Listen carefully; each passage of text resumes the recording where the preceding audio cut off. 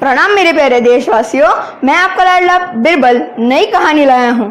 कहानी का नाम है कहानी दो माँओं की। अक्सर हमने देखा है कि एक माँ की दो संतानें होती है, पर इस कहानी में कुछ अलग है। एक बेटी की दो माएँ। चलो देखते हैं बेटी किसकी है। जहाँ पना बादशाह सलामत का एक बार बुलंद हो, दरबार में नया मामला आया है। सारे दरबारी चकित है। बादशाह सलामत, अगर आपकी आज्ञा हो तो आपके सामने पेश करूं? ले आओ। बादशाह सलामत, ये दो माएँ एक ही बेटी पर अपना दावा बता रही है। माँ सीता, प्रणाम राजा जी। माँ गीता, और प्रणाम। और बेटी मुन्नी।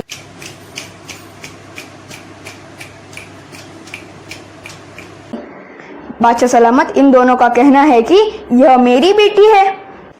क्या ये कैसे मुमकिन है? दो माओ की एक बेटी। गीता, तुम बताओ क्या माजरा है? प्रणाम राजा जी, मैं एक गरीब औरत हूँ। मोल मजूरी करके हमारा परिवार खुशहाल रहता है। हमारी मुन्नी हमारी पहली संतान है। बाहर खड़े हमारे पति वो भी काफी खुश है। तो मालिक, मुझ पे कृपा करके मेरी बेटी मुझे दिलवा दीजिए। जहाँपना, आप इसकी बातों का भरोसा मत कीजिए। ये खुद को गरीब कहकर आपकी सहानुभूति पाना चाहती है। हमने उसे बड़ी नाजों से पाला है। वो हमारी संतान है। उसकी औकात ही क्या है, इतने जेवर और कपड़े पहना है हमारी मुन्नी को। बादशाह, तो मेरे मुन्नी को मेरे हवाले कीजिए। इसके पैदा होने की खुशी में हम काफी दान धर्म करने वाले हैं और उसके नाम से गरीबों को मंदिरों में खाना और कपड़े भी बांटने वाले हैं। मालिक, मेरे मुन्नी के चेहरे का नूर तो देखिए, किस तरह खानदानी रईसी दिखाई दे रहा है। तो बादशाह, ले जाओ मेरी मुन्नी को। गीता और सीता, यहाँ तुम्हारी अमीरी गरीबी की बात नहीं चल रही है और तुम हमें अमीरी का रोब दिखा रही हो। यह बेटी किसकी है, इसका फैसला करना है तो बेटी के बारे में बोलो। तुम्हारे पास क्या सबूत है कि ये तुम्हारी बेटी है? जहाँपना, ये हमारे घर पैदा हुई है। मेरा पूरा परिवार, यहाँ तक कि दाई माँ भी इसकी गवाही देगी। मालिक, यह मेरी बेटी है। इसका जन्म हमारे झोपड़े में हुआ। मेरे पति और सासू माँ के अलावा ऊपर वाला ही जानता है। घर वालों की गवाही मानी नहीं जाएगी। मालिक, हमारे तीनों के अलावा और कोई गवाह नहीं है। मेरा पति, मेरी सासू माँ महल के बाहर मेरा और मेरी बेटी का इंतजार कर रहे हैं। जहाँपना, आप ही हमारे माँ बाप हो, तो आप ही मुझे मेरी बेटी दिला दो। नहीं जहाँपना, ये खुद को गरीब गरीब कहकर क्या साबित करेगी?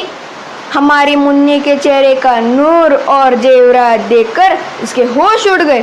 चोरी तो नहीं कर पाई मेरी मुन्नी को, तो यह इल्जाम लगाया है कि ये उसकी बेटी है। जहाँपना, आप ही बताओ, कहाँ हम और कहाँ ये भिखारी? मुन्नी को तो देखिए, हम पे नहीं जा रही। बिरबल, हमारे पास आओ। ये दोनों माँ कह रही है कि ये उनकी बेटी है। तुम जल्दी से मामला निपटाओ। अगर ये मुन्नी ने एक बार रोना शुरू कर दिया तो पूरा दरबार सर पर उठा लेगी। गीता और सीता, तुम्हारे पास कोई पुख्ता सबूत है तो दिखाओ, वरना हमें ठोस कार्रवाई करनी पड़ेगी। बिरबल जी, मेरे पास क्या होगा सबूत? मेरी बेटी ही मेरा सबूत है। ये बात मैं और मेरा ऊपर वाला ही जानता है। बिरबल जी, मेरा पूरा परिवार, यहाँ तक कि हमारी दाई माँ और अड़ोस पड़ोस के सभी लोग भी गवाही देंगे। आप दोनों को मैं एक मौका देता हूँ। सच सच बताओ, ये किसकी बेटी है? देखिए बिरबल जी, आपके अलावा मेरा भगवान ही मेरा सहारा है। आप कहे तो पूरे गांव को खड़ा कर दूं गवाही देने के लिए। कोई जरूरत नहीं, हो गया फैसला। अब मैं आप दोनों को बेटी बांट देता हूँ। कैसे कैसे? बीच में मत बोलो। इस बेटी को काट कर आधा आधा कर दो। आधा हिस्सा सीता को दे दो, दूसरा हिस्सा गीता को दे दो। हो गया बंटवारा। हे राम, नहीं नहीं। बिरबल जी, क्या बातें कर रहे हो? नहीं नहीं, मेरी बेटी नहीं है। मत मारो उसे, उसे दे दो। कम से कम जिंदा तो रहेगी। देखो, इसने मान लिया कि ये मेरी बेटी है। अब भगा दो इसे दरबार से और मुझे मेरी मुन्नी दे दो। उठाओ उस औरत को। नहीं नहीं महाराज, मत मारो, ये मेरी बेटी नहीं है। बादशाह सलामत, हो गया फैसला। कैसे बिरबल, ये किसकी बेटी है? जहाँपना, जिसे अपनी बेटी के मौत सुनकर खुद मरने की इच्छा हो, जो खुद चक्कर आकर गिर जाए और अपनी बेटी जिंदा रहे तो सामने वाले को दे सके, वही असली माँ है। माँ अमीर गरीब नहीं होती है। समय आने पर अपनी बेटी के लिए शेर से भी लड़ जाए और उसकी जान बनी तो अपनी जान दे सके, ऐसे तो गीता ने किया। तो जहाँपना, बेटी गीता को दे दो और सीता को 100 चाबुक के फटके लगाए जाए, क्योंकि भविष्य में कोई चोरी की हिम्मत नहीं कर पाए। गलती जहाँपना, माफ कर दो। वाह बिरबल वाह, मजा आ गया।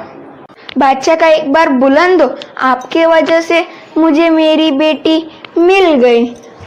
धन्यवाद बादशाह, धन्यवाद बिरबल जी, धन्यवाद बादशाह।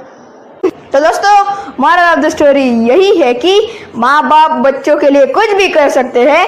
अब बच्चों की बारी है माँ बाप को खुश रखने की। कहानी अच्छी लगी तो लाइक करना और अगली कहानी के लिए सब्सक्राइब करना। आपका लाडला खुश। जय श्री राम, जय हिंद।